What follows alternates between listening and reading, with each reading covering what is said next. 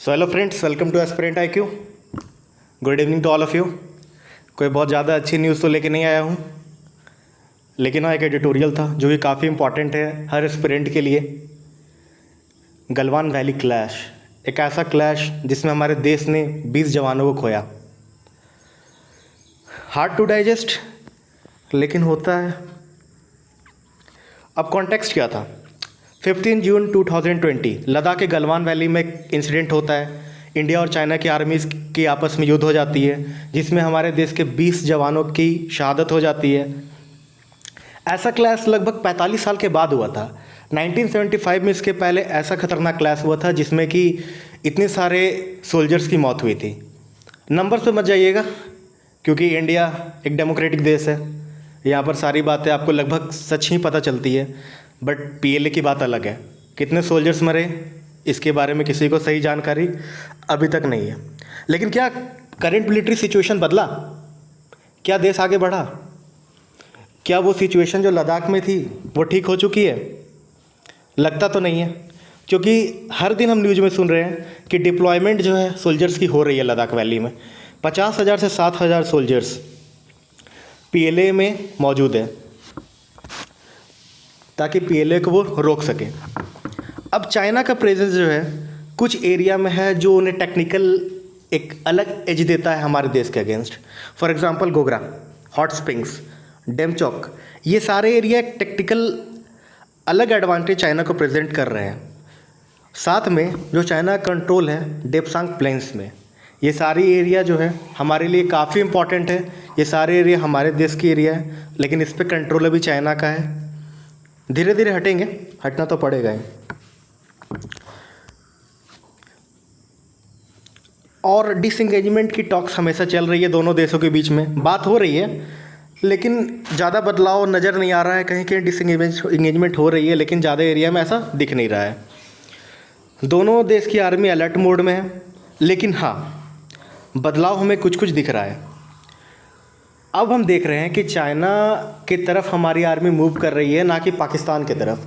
क्योंकि हालिया में जो न्यूज़ उभर के सामने आ रही है उसके हिसाब से जो है पाकिस्तान बॉर्डर से जो हमारे सोल्जर्स हैं वो कुछ सोल्जर्स जो है मूव करके चाइना की तरफ लेके जाया जा रहा है। तो आपको समझ में आ रहा होगा कि चाइना कितना बड़ा बिगेस्ट सिक्योरिटी थ्रेट है आज हमारे देश के लिए, और वो पाकिस्तान से भी ज़्यादा बड़ा सिक्योरिटी थ्रेट बन चुका है। ऐसे भी जिस तरीके से अलग पेंडेमिक सिचुएशन पूरे दुनिया में आए हैं और जिस तरह से एग्रेशन चाइना का वर्ल्ड में दिख रहा है, चाइना आज एक सिक्योरिटी थ्रेट हर देश के लिए है। तो इंडिया तो नेबर है। अब external rebalancing, most important thing, इसके लिए आपने किया क्या? अब चाइना और पाकिस्तान दोनों के थ्रेट को कॉम्बैट करने के लिए हमारे देश ने एक बैक चैनल टॉक्स लेके आए। इस बैक चैनल टॉक्स में हमने पाकिस्तान के साथ टॉक किया, जिसके साथ आपको दिख रहा होगा कि अभी हमारे जो बॉर्डर है वहाँ पर पाकिस्तान के साथ सीज़ फायर बहुत हद तक कम हो चुकी है। लद्दाख क्राइसिस के बाद जो है हमने एक और इम्पॉर्टेंट चीज़ देखा, हमें अपने एक्सटर्नल पार्टनरशिप को भी ढंग से रीलुक करना पड़ेगा, क्योंकि अब हमारी इंक्लिनेशन यूनाइटेड स्टेट्स की तरफ ज़्यादा है। हम बहुत हद तक अपने आप को देख रहे हैं चाइना से दूर जाते हुए। ऐसे तो हम कभी नज़दीक थे नहीं, लेकिन जो हमारी इंगेजमेंट थी वो इंगेजमेंट आज हट चुकी है।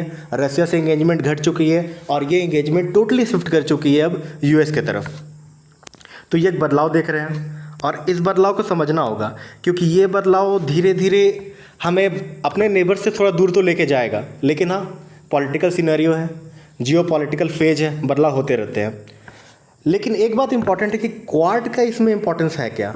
क्योंकि क्वाड में जो हमारे 4 देश हैं, that is US, Australia, Japan and we Indians, ये जो 4 देश हैं इनकी क्या इंपॉर्टेंस इसमें दिखती है? क्योंकि इंडिया जो है कंटिन्यूसली जो है जॉइंट टॉक्स या जॉइंट पेट्रोलिंग जो होता है साउथ चाइना सी में, इसको मना करते रहा है। और साथ में हम देख रहे हैं कि ऑस्ट्रेलिया और जापान भी इसको रिफ्यूज़ करती है, क्योंकि कहीं ना कहीं अभी भी हम लोग जानते हैं कि चाइनीज़ एग्रेशन चारों ओर है और चाइना को इस तरीके से आप रोक नहीं सकते। और एक प्रॉब्लम तो सच में है फ्रेंड्स, जो समझना पड़ेगा कि कोविड आने के बाद हमारा देश सच में थोड़ा पीछे जा चुका है। इकोनॉमी डाउन है, लिमिटेड रिसोर्सेज हैं हमारे पास मिलिट्री मॉडर्नाइजेशन के। लेकिन हाँ, एक गुड न्यूज़ भी है, अभी हम लोग 114 न्यू फाइटर जेट्स खरीदने की बात कर रहे हैं, यूएस के पास भी जा चुका है, फ्रांस के पास भी जा चुका है। देखते हैं किस देश से हम लोग खरीदते हैं। F-15 भी लाइन में है, राफेल भी लाइन में है, नीड है, आगे बढ़ने की कोशिश हम लोग कर रहे हैं। अब हम आगे बात करते हैं कि आखिर हमने क्या इम्पोर्टेंट काम किए वहाँ पर, ताकि हम लोग चाइना के एक्टिविटीज़ को टैकल आउट कर सकते हैं। तो इसको टैकल आउट करने के लिए हमने सर्विलेंस की तरफ कदम बढ़ाया, हमने पैंगोंग लॉ लेक की तरफ नए नए बोट्स को डिप्लॉय किया। ये बोट जो है एक बार में लगभग 20 मिलिट्री पर्सनल या मिलिट्री ट्रूप्स को एक साथ ले जा सकती है, जो मिलिट्री ट्रूप्स टोटली इक्विप्ड होंगे। तो अब हम कोशिश कर रहे हैं कि हम इसे डेवलप करें और आगे बढ़ें। साथ में जो एक इम्पॉर्टेंट चीज़ है, क्योंकि इजराइल हमेशा हमारे गुड पार्टनर रहा है, तो इजराइल से हम लोग इजरायली हेरोन ड्रोन्स भी डिप्लॉय करने वाले हैं LAC के एरिया में। ये एग्ज़ाम पॉइंट ऑफ व्यू से भी काफ़ी इंपॉर्टेंट है कि कौन सा ड्रोन्स हम लोग डिप्लॉय करने वाले हैं, तो that is Israeli Heron drones, ताकि ये ड्रोन्स जो है हमारी सर्विलेंस कैपेसिटीज़ को हमेशा इंक्रीज़ करेगा, मदद करेगा।